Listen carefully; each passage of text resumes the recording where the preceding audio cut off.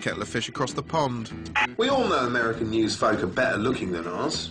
CBS News' Katie Couric's got so much MILF appeal, even the cameraman can't help zooming in for a closer look.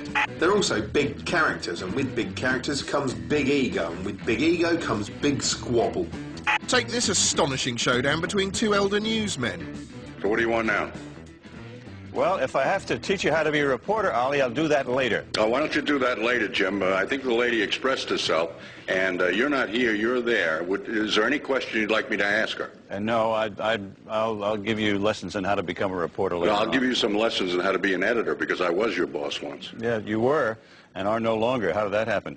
American cable news is where the biggest characters of all reside. Take silver-haired Captain Serious Keith Olbermann here, the portentous liberal showman of MSNBC. He's got an absurd sense of drama, which made watching his show during the Bush era a bit like seeing a warm-hearted but angry suburban dad shout over the fence at the bloke next door who just happened to be president. You're a fascist. Get them to print you a T-shirt with fascist on it.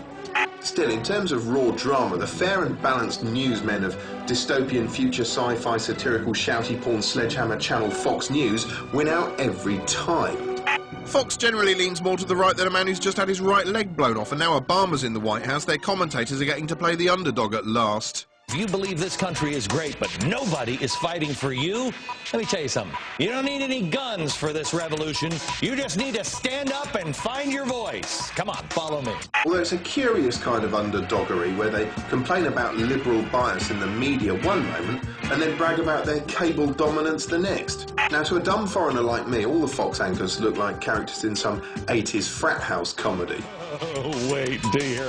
For instance, Sean Hannity here would be cast as the uptight jock bully. Witness his cold ink-dot eyes, which could have been surgically transplanted from a particularly characterless dormouse, and his whiny, peevish demeanour. We can't say enemy combatant. We can't say terrorist. We'll get to those things in a second.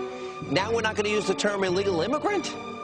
The disapproving high school principal would have to be Bill O'Reilly, moralising about permissive society one minute. The Woodstock generation thought it was cool to get stoned. And chortling about lady bumps the next. Their pitch is beach-friendly, if you know what I mean, and we believe they are patriots.